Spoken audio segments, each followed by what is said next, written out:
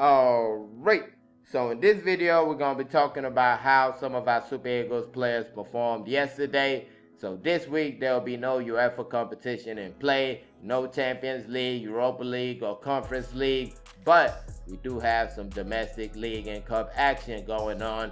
And as for yesterday, we had a couple of players who scored some much needed goals for their team. And we also had a superstar player who kind of gave us a throwback performance, something we've not seen in a while.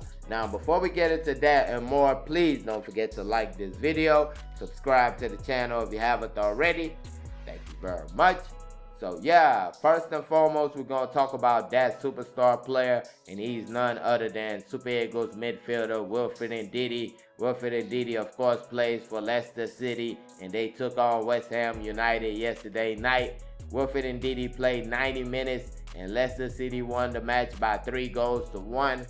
I feel like if you look at the stats of the game, you're probably thinking West Ham deserved a little bit more in the game, and you probably won't be wrong. Leicester City were kind of bend but don't break. West Ham had a good amount of chances first half, second half, just could not get them into the back of the net. And Leicester City, when they had their chances, 1 goal, 2 goals, 3 goals. That's just how football and life works sometimes. But as far as Wilfred Ndidi, he had a good game. Like I said, kind of a throwback type of performance. He was part of a pairing in the midfield.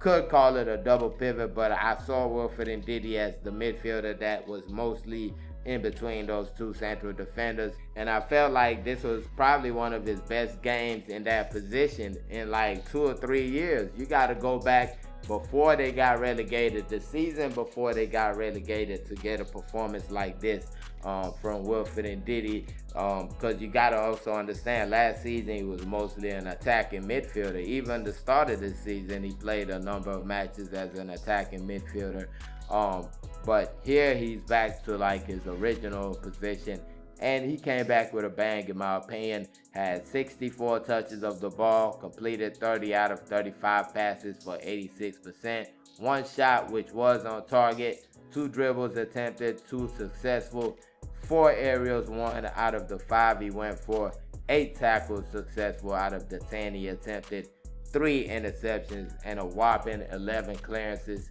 So like I said, a really good game by Wilfred Ndidi. If you look at the highlights, you don't even see him on the pitch, but he really had a good game. If you watch the game, you'll know that he really was good in this game right here. And his first game with his new head coach, Ruud van Nistelrooy. And don't put that for granted. Don't take that for granted right there. This is a former player. This is a player that played at the highest of high levels. Played for the Dutch national team, obviously, and also played for Manchester United at his heights. So when he speaks, you'll more likely listen if you're a Wilfred Ndidi. Not saying he wasn't listening to his other coaches, but you have a connection because this guy is somewhere you would want to be, or he has been somewhere that you would want to be. So you'll listen a little bit more, and I feel like this could be a relationship that could work right here for Wilfred Ndidi. And hopefully we get to see more and more good performances like this from him, because I know he's capable of it. Yes, he had a little bit downtime, then came back to another position, which he looked good. To keep it real, the attacking midfield position, I feel like that's something that is really underrated in Wilfred Ndidi. He looked really good in that position. But back to the normal position, and I felt like he looked like he never left. Long may it continue from Wilfred Ndidi. And moving on, we'll go to Belgium, where Raphael Onyedika and his club, Club Brugge, took on a team named FCV Dender EH.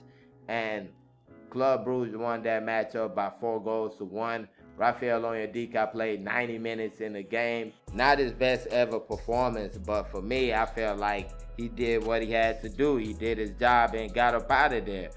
He had 84 touches of the ball, completed 69 passes out of the 77 he attempted for 90%, 2 aerials, 1 out of the 2 he attempted, 1 tackle out of the 2 he went for. And that was about it from Raphael Onyedika in 90 minutes. Yeah, you will want a little bit more action, but the team won the game by 4-1. There's not much else you can say to the man after that. Now, moving on, and we're going to go to Italy, where Samuel Chukwueze and AC Milan took on Sassuolo. It was a Coppa Italia matchup, and Samuel Chukwueze played 90 minutes in the game. It ended 6-1 in favor of AC Milan. As far as Samuel Chukwueze, big day for him. He scored 2 goals in the match. The first goal of the game scored in the 12th minute was Samuel Chukwueze, and the third goal of the game scored in the 21st minute was also Samuel Chukwueze's. First goal was an assist by Tijani Rangers, a Dutch player.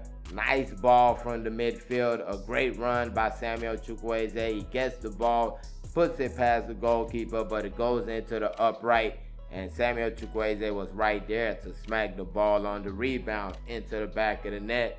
Then the second goal he scored was assisted by his Nigerian brother, Tammy Abraham. Tammy Abraham gets the ball, puts it in the lane, and Samuel Chukwueze, making a beautiful run, catches the ball first time, goes past the goalkeeper. That left foot is deadly.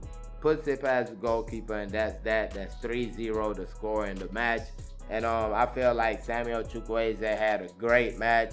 Him and Victor Osimhen got some type of entanglement going on with Sassuolo. Victor Osimhen scored 9 goals in 6 matches against Sassuolo. Now Samuel Chukwueze, 2 goals in 3 matches against them. So whenever they see Sassuolo, it's like their eyes get red. But speaking of goals, you do hope that this is kind of the start of the goals coming in for Samuel Chukwueze. So far, so good. Not looking so good. 3 goals, 1 assist in 17 appearances. That definitely can be better, and hopefully this kind of spurs him on to make that better. Now moving on, and we're going to be going from Italy to Germany, and over there we had a big time matchup between Bayer Leverkusen and Bayern Munich, and it was a DFB Pokal, a German Cup matchup, round of 16. It ended 1-0 in favor of Bayer Leverkusen. Of course, Bayer Leverkusen have 2 Super Eagles players in their program, their squad. Victor Boniface, Super Eagles striker, still not with the team. Missed yet another game for the team. Of course, he got injured in the international break, the match against Rwanda. And the other Super Eagles player, Nathan Tella, did not start the match, but he did come off the bench and made a world of a difference in the game. So he was subbed into the match at the 61-minute mark. 8 minutes later, he made the score 1-0. A nice cross from the left wing, Alejandro Grimaldo. He gets his head on the ball, a free header, heads the ball past the goalkeeper into the back of the net. And that was his first goal of the season right there. A big goal to get in a big match. Now, of course, this is a player who rarely gets starts for Bayer Leverkusen. Normally comes off the bench for his team. That kind of comes down to the system the team plays, and also the personnel, the players that they have. They have some real quality players on the side. Of course, you have to have quality to win a league going undefeated. So no shame in really coming off the bench for this team right here. And I feel like he has a great attitude. In this interview right here he did with Omar Sports, he's talking about the Super Eagles. But when you hear how he speaks about his situation, you just can't help but support the young man. Talk about the Super Eagles. I'm sure you can't wait to get back to the national team of Nigeria. Yeah, no, of course. You know, it's an honor to represent your country, but you know, I have to play here more, and then for me to get the recognition to play with the country. But you know, I think it's all about baby steps, just to keep getting better, keep improving, and then if I continue to do the right things, I hope Nigeria will call me back. But you know, I'm focusing now. What I take from what you just said is that the coaches have done the right thing to not have called you, perhaps because you're not playing regularly. Yeah, I mean, I'll never say I'm a player who should just go because like I am who I am. I feel like you have to earn the opportunity to play for Nigeria, and if I'm not playing well, I'm not playing as much for my club, then you know, I have to work hard to get back into the team here, to hopefully give myself the best chance to get into the national team squad. So yeah, as you heard right there, he's not looking for handouts. He's not looking for pity. He's not telling you, hey, there's other players that I'm better than on the team. You're saying in my situation, I'm not playing for my club. My numbers not looking too good, so I shouldn't be on the team. And that's a great attitude to have, because you can bet that he's working to be on that team. Even though he's not going to say, hey, I'm going to be on the team, but he's working to get his situation right enough to be on the Super Eagles. And I love that attitude from him. And with that type of attitude, I can bet that this man is going to go places. He's definitely going to go places, in my opinion. Now, moving on, and last but not least, we're going to talk about a player who got his first start of the season. Benjamin Taminu played 73 minutes for Crawley Town in their 2-1 win against Charlton. Of course, both teams are in League One. Kind of took a little bit of time for Benjamin Taminu to get his first start for the team. Maybe you could put it down to him getting acclimated in his first season in Europe, but he did get that yesterday in a 2-1 win, so that's a nice one right there. But that's about that for that. Let me know who you felt had the best performance yesterday. Put it in the comment section.